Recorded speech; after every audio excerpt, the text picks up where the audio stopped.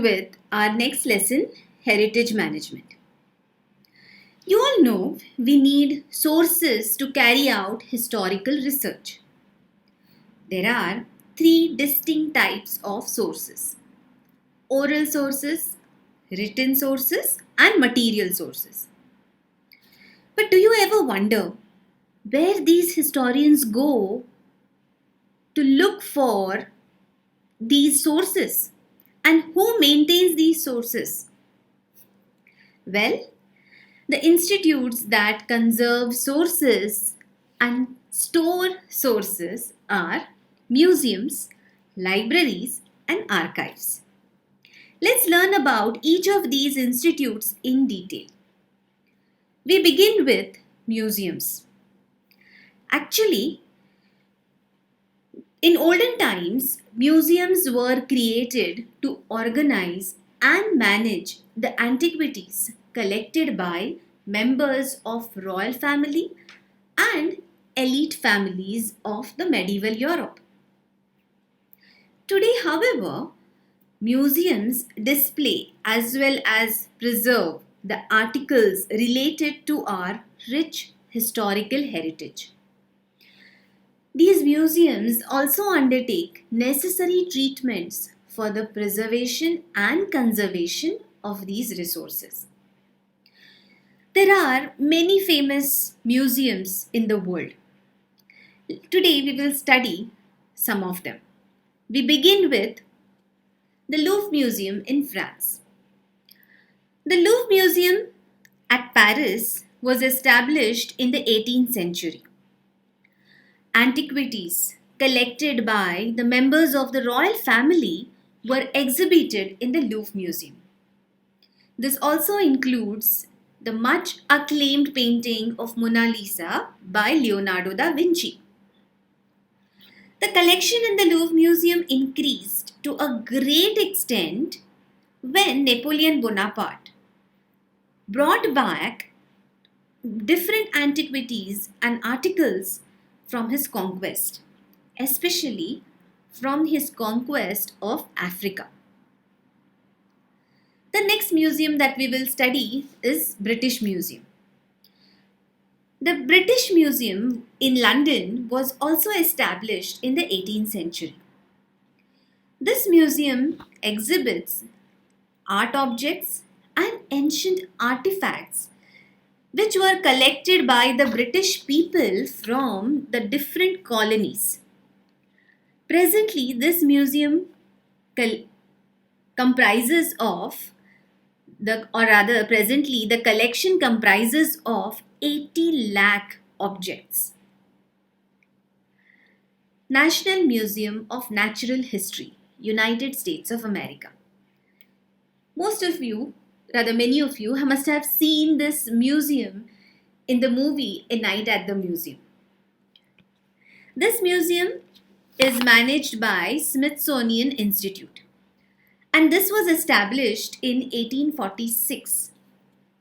This museum houses more than 12 crore specimens of fossils, remains of plants and animals, minerals, rocks, human fossils, and artifacts. There's an interesting video that will give you a quick overview of this interesting museum. The Smithsonian Institution's National Museum of Natural History. Since the museum opened in 1910, more people have visited here than any other museum in the world. It contains more than 126 million specimens, artifacts, field notes, and photographs. Who do you think has to count them all? Well, I'm glad it's not me. You definitely won't be able to see everything in one day. We'll explore just a small part of the museum and see what your day here might be like. We'll also give you a few tips to make the most of your visit. Let's go take a look.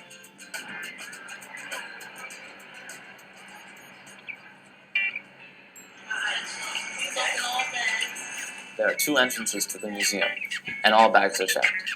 It's best to avoid bringing your backpack. You can then fast-track your entrance into the museum. The museum doesn't have any student lockers. You'll need to leave your lunch and any bags you don't want to carry on the bus. But you're welcome to eat outside on the mall. A great place to start is at the African bush elephant, which has been on display since 1959. It weighs 8 tons. That's over 7,000 kilograms. Your parents might even remember it if they visited here on a school trip. You are welcome to take photographs or to use video cameras to help you remember some of the cool exhibits that you will see. The museum has 3 floors, packed with everything from butterflies to dinosaurs and diamond dust older than our solar system. Are they always like this color? So I can call my shin guards my tibia guards. That's really cool. Let's take a look at one of the world's most famous gemstones, the Hope Diamond. It was found in the 17th century and has had an amazing history. You'll find the Hope Diamond in the Geology, Gems, and Minerals Hall, well worth checking out. In 1958, the Hope Diamond was sent to the museum, through the mail, in a simple brown paper parcel. How do I know that? It says so right here. You should check out information panels like this one throughout the museum. All of the gems belong to you. Oh, so I can take them home. Sorry, they have to stay here. You have to share them with all the people of the United States. Well, today we have here some raw minerals, and each of these is used in a product that you've probably used in your daily life. If you have any questions, you'll find plenty of people who are happy to answer them. If they don't know the answer, they'll find someone who does. You can't touch a lot of the exhibits, but you can use interactive stations throughout the museum. There are also live exhibits in the museum, such as those in the Orkin Insect Zoo.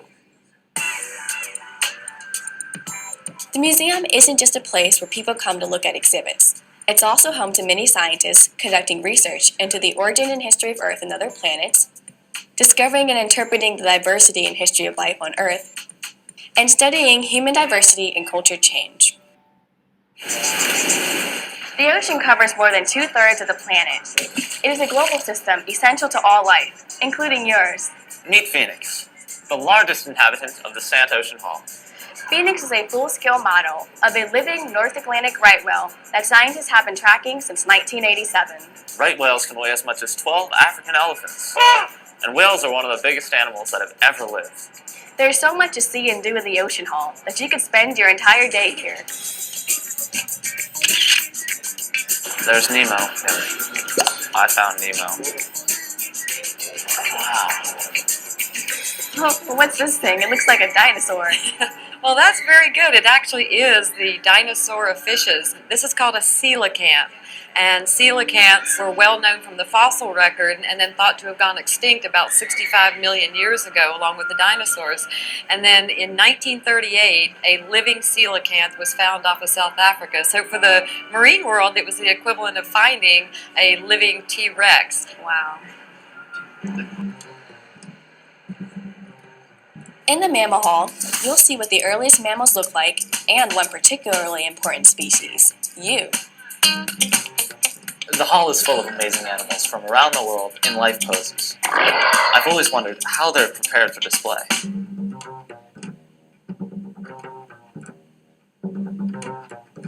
We were just at the Hall of Mammals. Everything looked incredibly lifelike. Is it all real? Part of it is real. Like the skin of the animal is real. When you treat after it's skinned, you treat it with chemicals to tan it, so it's like leather. Here.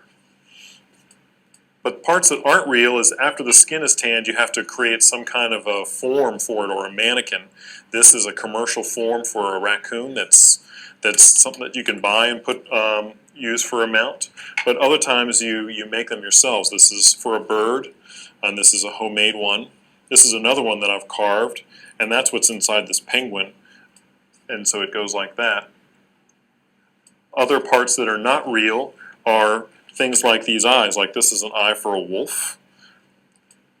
And different animals have different types of eyes. Compare that to the eyes of a leopard. So to answer your question, part of it is real, and part of it's not real.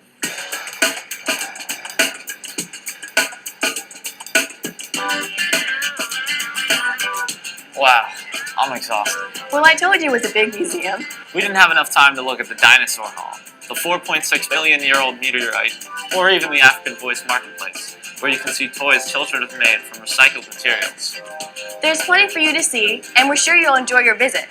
You're welcome to come back at any time, and like all Smithsonian museums, entrance is free. Now let's find out about the famous museums in India. The first one is Indian Museum. In fact, this is the first museum in India. It was established by Asiatic Society of Bengal in Kolkata in the year 1814. The second museum is the Government Museum. It was established in Chennai in 1851. National Museum was established in Delhi in the year 1949. And apart from that, we have Salarjung Museum, a very famous one at Hyderabad, and the Calico Museum of Textiles at Ahmedabad. And the last museum that your textbook mentions is the museum at Mumbai. But about that, we will learn in the next module.